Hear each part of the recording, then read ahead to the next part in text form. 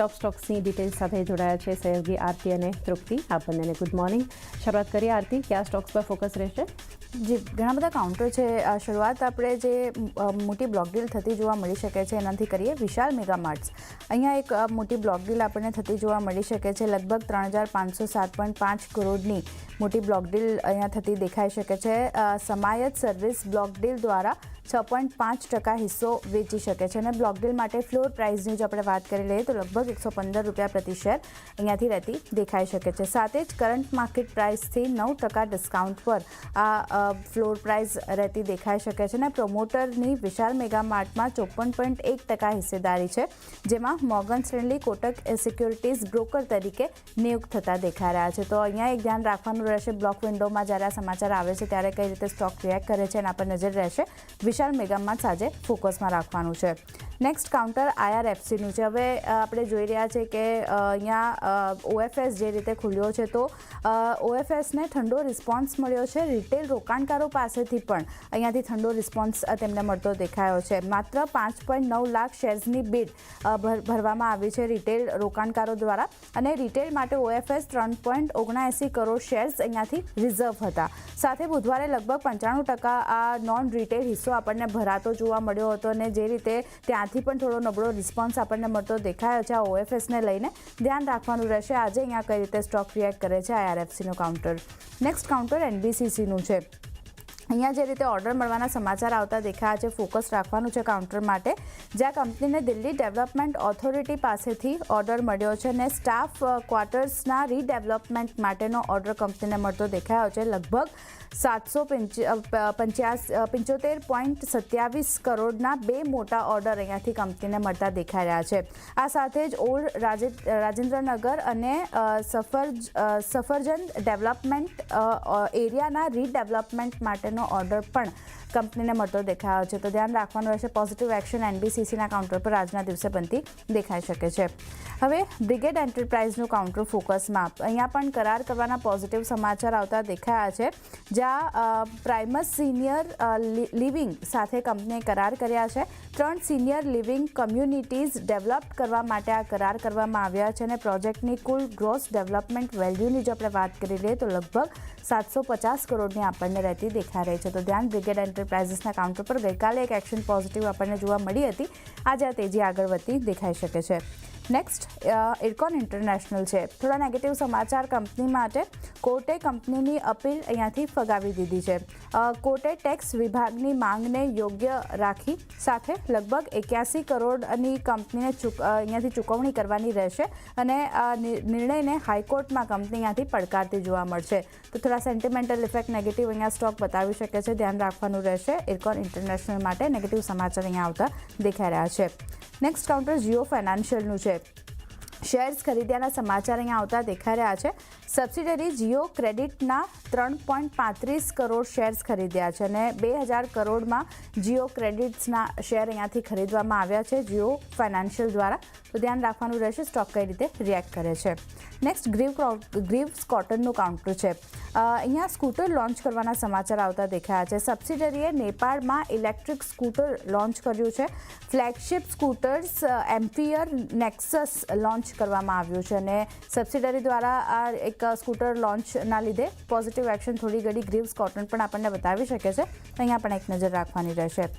Next counter નેટવેબ ટેકનું counter છે. Positive સમાચાર છે કંપની માટે. વર્ટિવ સાથે મળીને રેક સોલ્યુશન્સની ડિલિવરી અહીંયા કંપની હવે કરતી જોવા મળશે અને ભારતમાં AI ડેટા સેન્ટર માટે રેક સોલ્યુશન્સની ડિલિવરી કંપની કરતી જોવા મળશે. તો પોઝિટિવ એક્શન અહીંયા પણ આગળ વધતું જોવા મળી શકે છે. નેટવેબ ટેક પર એક ધ્યાન રાખવાનું રહેશે. અને છેલ્લે IRB ઇન્ફ્રાસ્ટ્રક્ચર ડેવલપમેન્ટની જો વાત કરી લઈએ તો પ્રમોટર ગ્રુપ દ્વારા અહીંયા હિસ્સો ખરીદવામાં આવ્યો, શેર્સ ખરીદવામાં આવ્યા છે, જ્યાં IRB હોલ્ડિંગ્સે 15 લાખ શેર્સ ખરીદ્યા છે. એટલે ફોકસ IRB ઇન્ફ્રા પર પણ રાખવાનું રહેશે. તો ઘણા બધા કાઉન્ટર વિશાલ મેગામાર્ટ એક બ્લોક ડીલ આપણને થતી જોવા મળી શકે છે. એને લીધે ફોકસમાં IRFC રિટેલ રોકાણકારો તરફથી પણ નબળો પ્રતિસાદ જે OFS છે તેને મળતો દેખાયો છે. NBCC ઓર્ડર મળવાના પોઝિટિવ સમાચારના લીધે ફોકસમાં રાખવાનું રહેશે.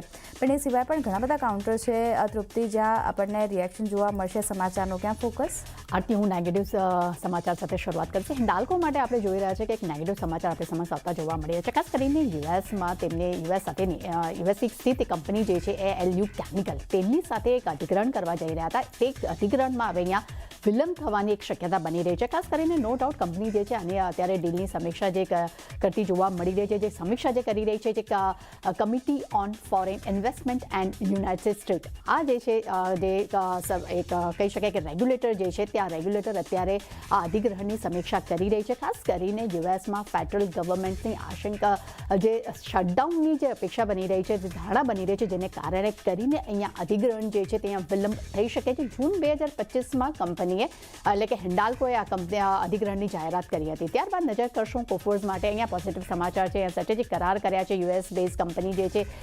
VHC હેલ્થ કંપની જે છે તેની સાથે અહીંયા સ્ટ્રેટેજિક કરાર કર્યા છે. ડિજિટલ સર્વિસ પ્રોવાઈડ કરવા માટે, પૂરી પાડવા માટે અહીંયા આપણને જે છે કરાર થતા જોવા મળ્યા છે. ત્યારબાદ નજર કરશું IOC.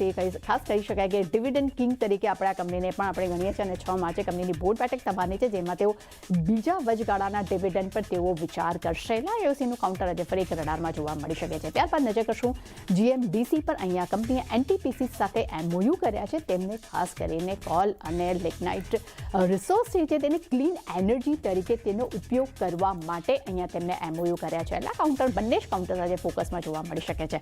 ત્યારબાદ નજર કરશું HCL ટેક. અહીંયા MOU કરવાના સમાચાર આપણે સમક્ષ આવતા જોવા મળી રહ્યા છે. HCL ટેક અને IIT કાનપુર સાથે બંને મળીને અહીંયા MOU કર્યા છે, તેમને ખાસ કરીને એકેડેમી રિસર્ચને વાસ્તવિક પ્રોજેક્ટ્સ અને સ્કેલેબલ બિઝનેસ સોલ્યુશનમાં રૂપાંતરિત કરવા માટે આ કરાર કરતા આપણને જોવા મળી રહ્યા છે. નો ડાઉટ HCL કંપનીએ હૈદરાબાદ આયોજિત GCC 4.0 સમિટમાં આની જાહેરાત પણ કરી હતી.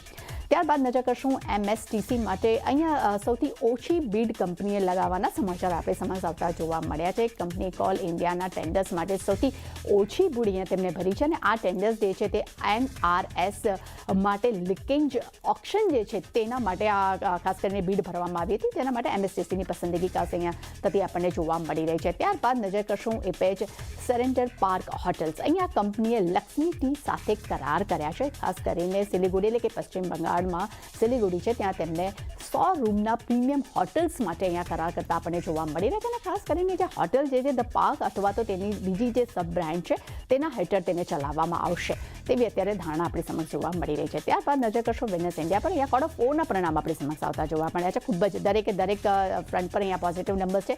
નફાની વાત કરશું તો ત્યાં પણ પોઝિટિવ નંબર્સ જોવા મળી રહ્યા છે. વાર્ષિક ધોરણે 599 મિલિયનની સામે 802 મિલિયન પર આપણે નફો આવતો જોવા મળી રહ્યો છે. આવકના ફ્રન્ટ પર નજર કરશું ત્યાં પણ પોઝિટિવ નંબર્સ છે. 5.1 બિલિયનની સામે આપણને 5.5 બિલિયન વાર્ષિક ધોરણે આવક આવતી જોવા મળી રહી છે. એબિટાના ફ્રન્ટ પર નજર કરશું 936 મિલિયન પર આપણને એબિટા નંબર્સ અહીંયા આવતા જોવા મળી રહ્યા છે. માર્જિનના ફ્રન્ટ પર પોઝિટિવ નંબર્સ છે.